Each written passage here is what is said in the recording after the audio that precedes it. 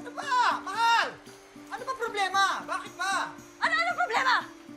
Ilang araw kang hindi uuwi, pagkatapos darating ka, amoy alak ka, amoy babae, tapos itatanong mo sa akin kung anong problema! Ayun na nga eh. Ilang araw na nga akong nawala, tas yan pa isasalubong mo sa akin. Hindi mo ba ako namimiss? Wasted ka talaga! Wasted ka, Luis! Mainis ka!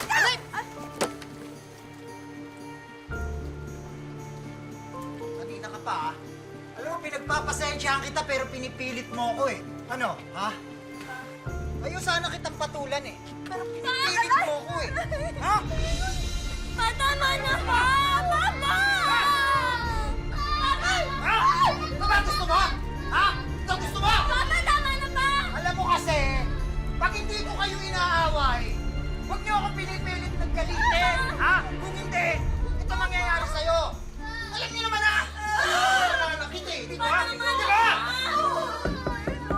Papa, tama na. Sige na. Oh, tignan mo.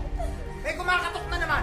Malamang yung mga kapitbahay natin nagagalit na naman dahil sa ingay. Ano yung ginawa mo? Pa!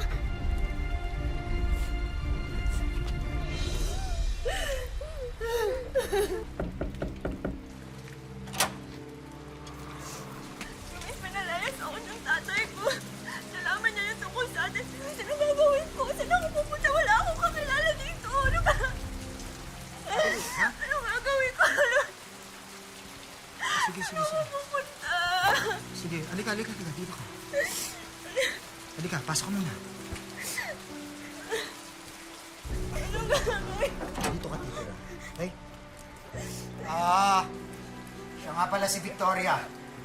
Siya yung kasama ko nung mga nakaraang araw na wala ko.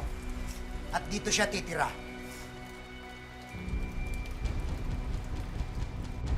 Hanggang saan ba ang sukdulan ng pagiging martir?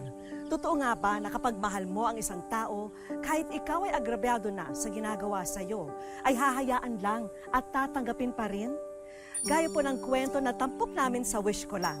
Ngayong hapon, storya ng pagmamalabis at pagtitiis, alang-alang sa pag-ibig. Pa? Nagbibiro ba kayo? Dito niyo pa titirahin yung babae niyo? Eh, ano ngayon? Bakit? Eh, pamamahay ko to ah. Pa! Wala na ba talaga kayong pakialam sa amin? Hindi niyo ba kami bibigyan ng kahit konting kahihiyan man lang? Hoy! Bunganga mo ah. Wala kang pakialam kung anong gustong kong gawin. Pamamahay ko to. Anak lang kita. Kung ayaw mo dito, at kung nahihiya ka sa mga ginagawa ko, lumayas ka. Lumayas kayong lahat! Wala kayong karapatang questionin kung ano gusto ko. Bahala sa'yo. Kumuha ka nga ng tubig. Dito ka. Doon ka, anak. Ito ang Mami Victoria nyo, ha?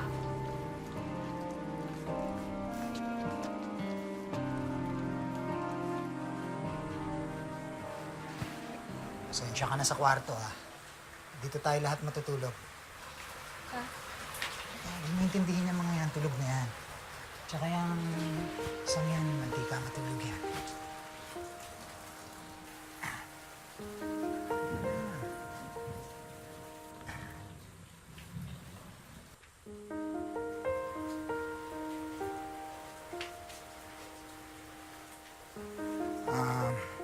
Sa Sabado nga pala, anniversary ng pabrika.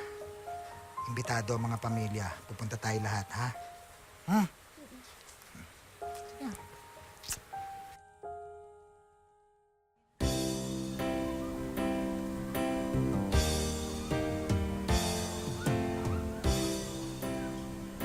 Raquel, kamusta ka na?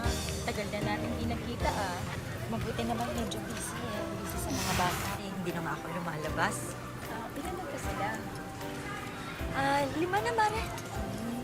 Saan nga pala si Lourdes? Eh, ang sabi niya, dito na lang daw kami magkikita-kita eh.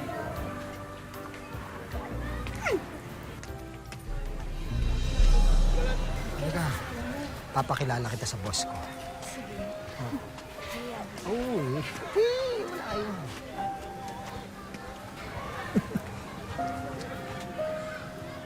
Oh, nandito na pala kayo. Kanina pa kayo?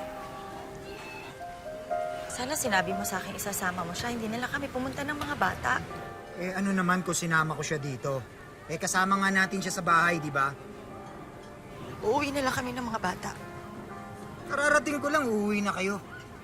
Mamaya na. May palaro dyan mamaya o masaya yon. Tapos may raffle. Malay mo, manalo tayo. Hindi na. Uuwi na lang kami. Luis! Pag sinabi kong hindi kayo uuwi, hindi kayo uuwi.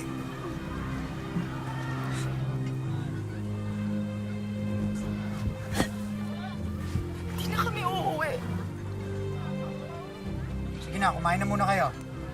Walang ako ng mainom.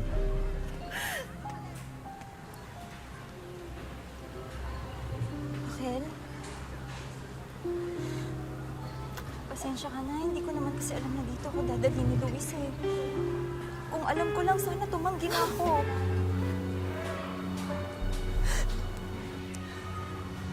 Alam mong may kinakasama siya. Alam mong may mga anak kami. Sana noong pa lang tumanggi ka na. Kapal din talaga ng mukha mo, no? Wala ka na bang kahihin sa sarili mo?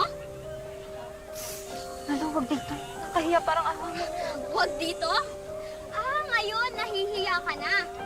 Pero nung pumatol ka sa may pamilya at halos tatay mo na, hindi ka nahiya. Oo, bakit? Saan ka pupunta? Wala ka parang awa mo. Nahihiya ka? Ha? Grabe! Pagkatapos mong lumande, ngayon mahihiya ka. Eh, yung kahihiyan namin, naisip mo ba yun? Ano ka ba naman? Hoy, Maria Luisa! Wala kang karapatang bastusin to si Victoria! Huwag kang bastos, ha? Ayoko na dito na hindi ko na kaya! Para sa dali!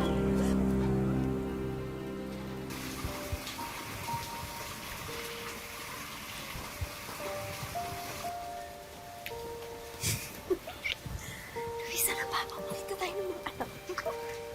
Magigising yan. Kung bahal.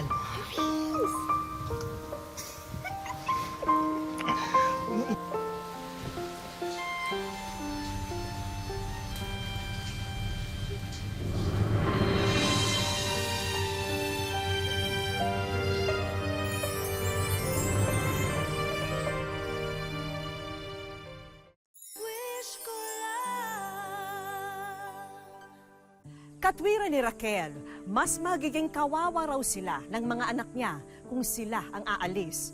Kaya kahit masakit, pilit na lang niyang tinanggap ang sitwasyon nila na may kahati siya sa puso ni Luis. Hindi nagtagal, nagdalang tao si Victoria. At kasabay nito ang pagbubuntis din ni Raquel sa kanyang bunsong anak.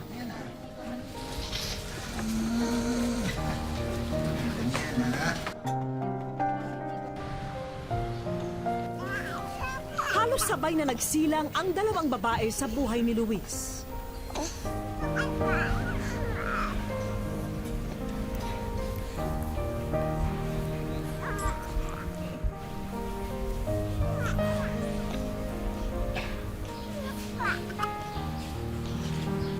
At sa loob ng 3 taon, nadagdagan pa ng 4 na bata ang pamilya nila. Tila tinanggap na lamang ni Raquel at Victoria ang takbo ng kanilang pamumuhay sa iisang bahay.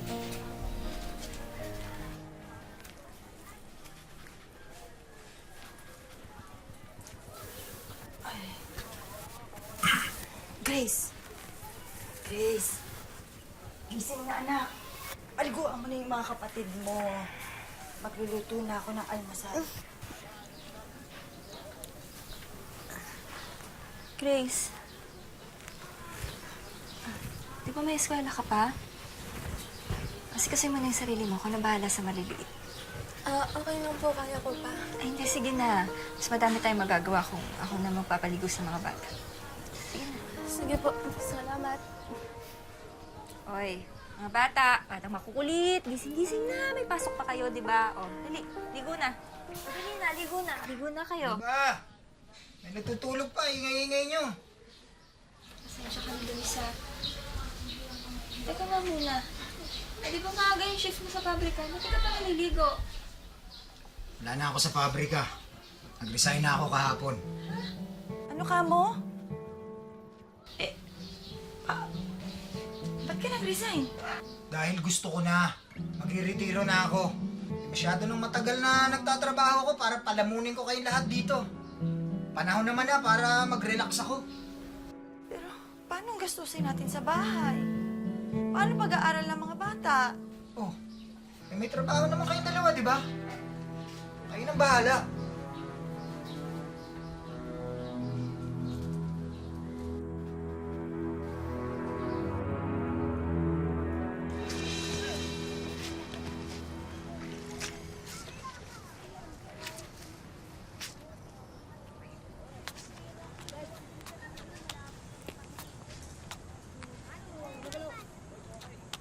Raquel? Ano yun?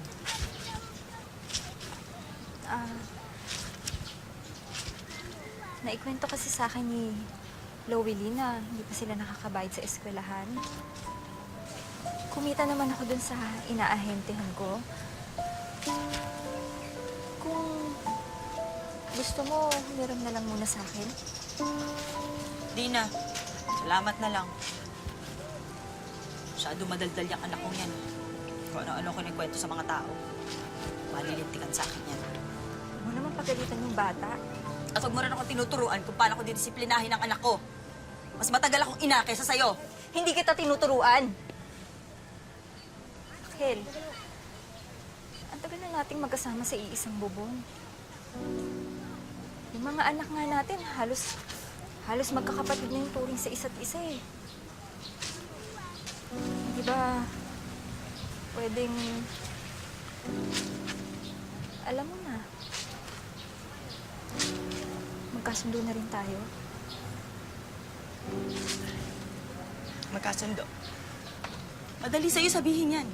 Dahil hindi naman ikaw yung binabaliwala at dinalhan ng babae ng kinakasama mo. Hindi naman ikaw iniwanan ng anak mo dahil hindi niya na kayang tumira sa bahay niyo. Tigit sa lahat, hindi naman ikaw kailangan makisama sa babae ng kinakasama mo kahit napipilitan ka lang at kaagaw mo siya sa lahat ng bagay. Kaya pwede ba? Huwag mo ako kinakausap pagtungkol sa pagkakasundo.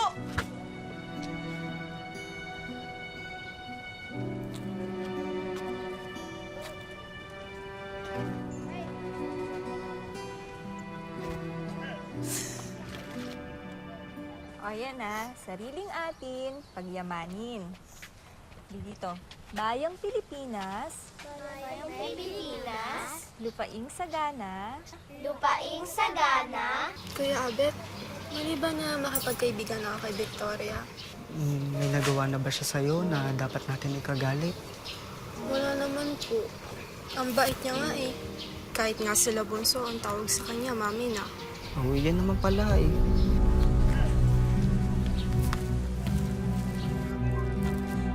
Mama? Mama? Papa, Kuya, tulong! Papa, Kuya, tulong!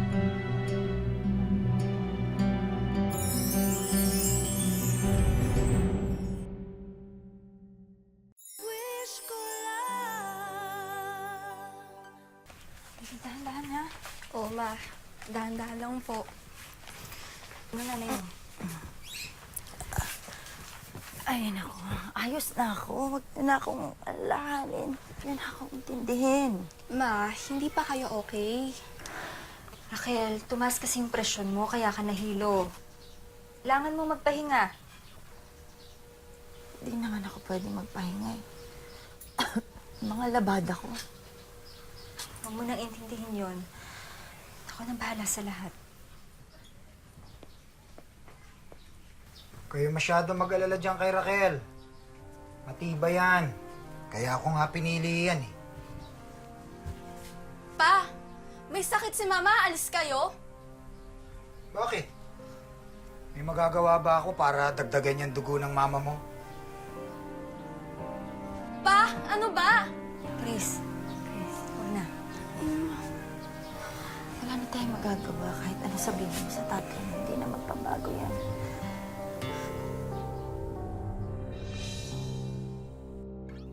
Ang magkaroon ng karibal sa kabiyak ay nasikmura na ni Raquel. Pero ang mapansin na napapalapit na rin ang sariling mga anak kay Victoria bilang ina, hindi niya maiwasang magselos at mahabag sa sarili.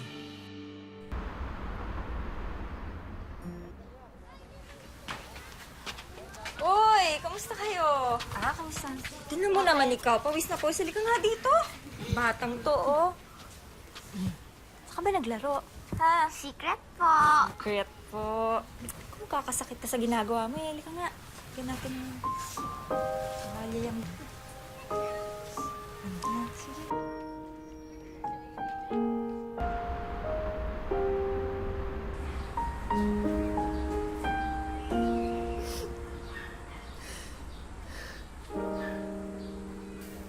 Raquel? Oh, bakit ka umiiyak? May masakit ba sa'yo?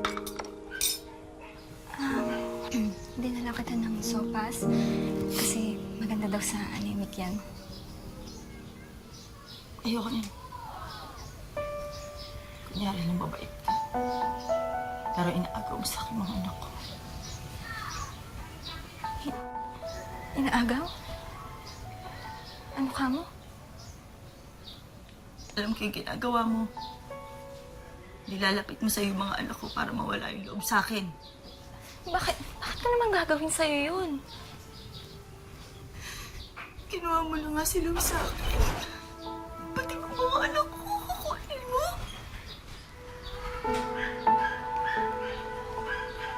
Raquel, alam kong malaki yung naging kasalanan ko sa'yo. Sa'yo at sa mga anak mo.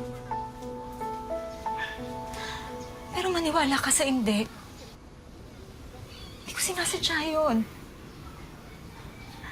Pakatangal lang din ako kasi minahal ko si Luis.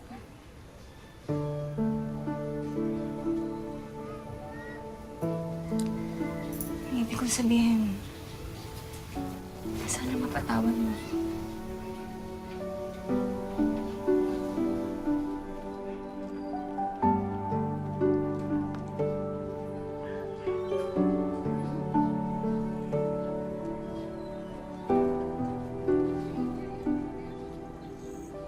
Hindi lang ikaw nagpakatanga. Ako na naman. Nagpakatanga.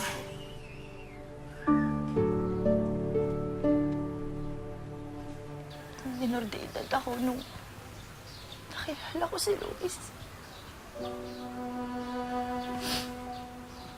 Nagpabola ako sa kanya. Tulad mo rin. Sumama ako sa kanya kahit mag-asawa siya. Kahit ilang beses siya mambabae. Hindi ko siya maiwan. Kahit ilang beses ako saktan. Hindi ko siya maiwan. Minsan nga pakiramdam ko. Parang karma ko na to dun sa unang pamilya niya.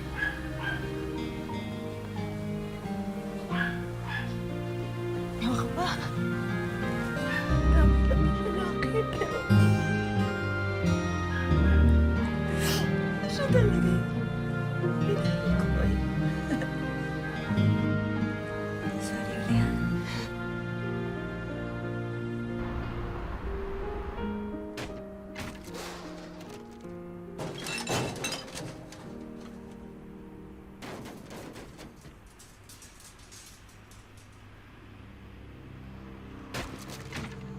Akin na yung pera. Huwag mo akong gagawin. Alam ko may pera ka pa. Wala akong pera. Nagbayad ako ng utang sa tindahan, di ba? Malaki benta mo kahapon. Nakita ko sa mga resibo.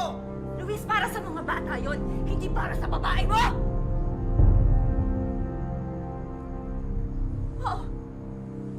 Oo, alam ko. May bata ka!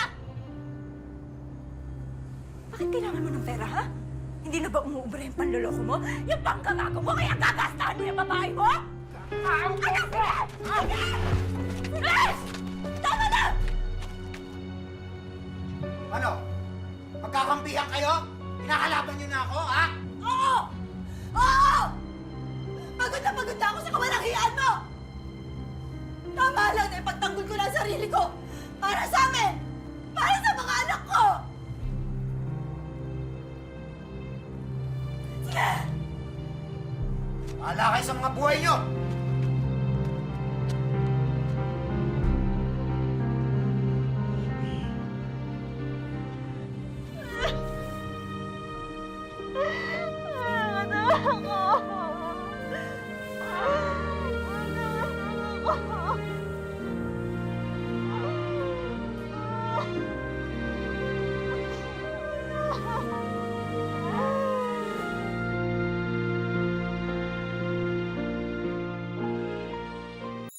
Wish ko lang 25 years lang nakalipas mula nang nagkasama sa iisang bubong ang mga babae sa buhay ni Luis. At ngayon po, kamustahin natin sina Raquel at Victoria. Hello ho, welcome sa Wish Ko Lang. Kayo si Raquel at Victoria. Tama. Sige ho, upo ho tayo. Marami akong questions. Naku, welcome po sa Wish Ko Lang. Thank you very much at na-share niyo yung story niyo sa amin. Talagang, ano pakiramdam po na ganon? Hindi ba kayo nagkakailangan sa isa't isa? Sa isang bahay? Sa umpisa lang po yun. Pero kasi mabait siya eh. Mabait siya, mapagbigay siya. Eh siya po mabait din. Nung umpisa na masakit siyempre. Dahil Kayo ganun yung nga, nauna eh, no? Pero nananaig sa akin yung ng mga anak ko. Dahil sa anak ko, hindi ko pwedeng yung tatay nila kasi mahal nila yung tatay nila. Nung nalaman mo, ano yung naging reaksyon mo? Nung nalaman ko, maraming pagsisisi. Kasi, kung totoo na ako, 30 years old eh. Inalagaan ko yung sarili ko. Pero, napunta ako sa hindi maganda. Kaya, nandun na yun. Kapalaran. Sabi ko, kapalaran. Masakit. Opo. Sakit. Kahit umalis na si Luis sa kanilang bahay, nanatiling magkasama sina Raquel at Victoria na parang magkaibigan. Pareho nila sinusuportahan ang isa't isa. Si Victoria ang naghahanap buhay bilang labandera, samantalang si Raquel naman ang bahala sa mga gawaing bahay. So kayo yung pinaka-housewife, kumbaga, tapos kayo yung parang breadwinner. Oh, ganun. Parang mag-asawa rin pala, no? Paano madalang pagkain, mabili natin. Kasi pag dumarating yan siya, sa hapon, pag may kita na siya, may dalan siyang, namimili na siya sa palengke. Doon mo makita yung mga bata na tumatawa pag dumarating na siya. So parang si Victoria yung naging tatay, no? Kasi siya yung Parang nagtatrabaho, ganon. parang gano'n. Di ba naging kakaiba para sa mga bata yung lumalakas na ng gano'n? Noong una, tanggap rin nila. Alam mo, ang mga anak ko, mahal siya. Ang tawag sa kanya, mami. Yung mga anak niya, mahal din ako ang tawag sa akin, mama din. Dito sa lahat ng pinagdaanan nyo, ano yung pinakamahalagang leksyon na natutunan nyo? Pag-ibig ng pag-ibig sa pamilya, pagmamahal. Yun lang. Yun lang.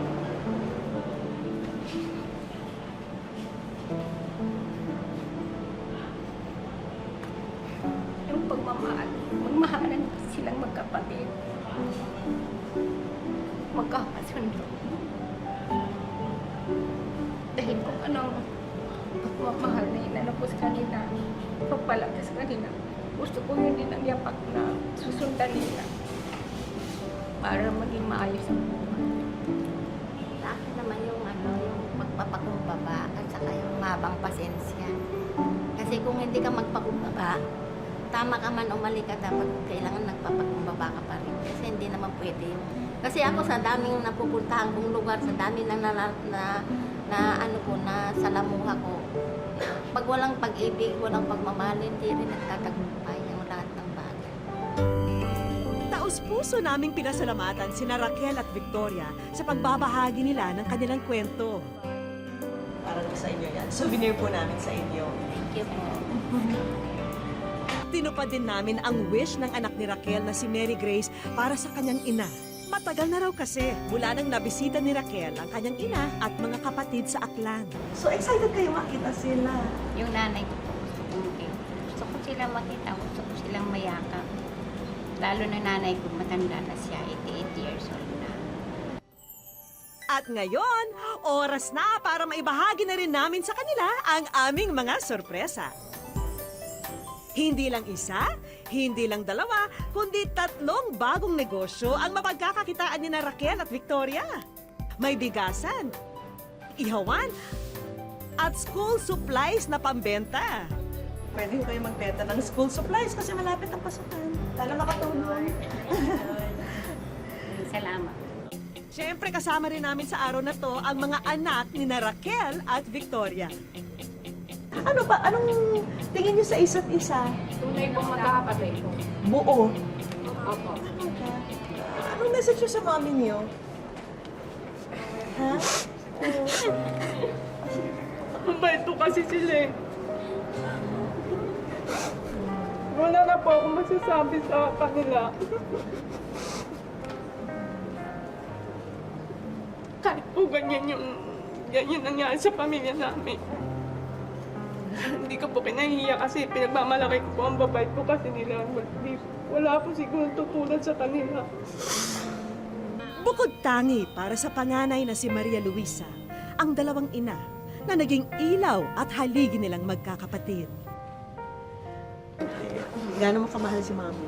Mahal ko po silang dalawa. Wala pong higit sa pagmamahal ko sa kanila. Kasi kahit nasa malayo po, kahit di ako makatulong sa kanila, naalala ko po sila eh. Pareho po silang magulang sa amin. Magkasalo man sa buhay pag-ibig, magkaramay na hinarap ni na Raquel at Victoria ang mga naging bunga nito. At sa huli, pinagtagumpayan ng dalawang ina ang samahan na pinagbuklod ng pagmamahal. Maaring naging biktima lang pareho sina Raquel at Victoria sa naging kwento ng kanilang pag-ibig. At kung may napatunayan man, ito'y kaya palang magkasundo ang dating magkakontrapelo na kaya nilang maging kakampi sa huli at iwasto ang mali. Hanggang sa susunod na Sabado po mga kapuso, ako po si Vicky Morales at ito po ang Wish Ko Lang.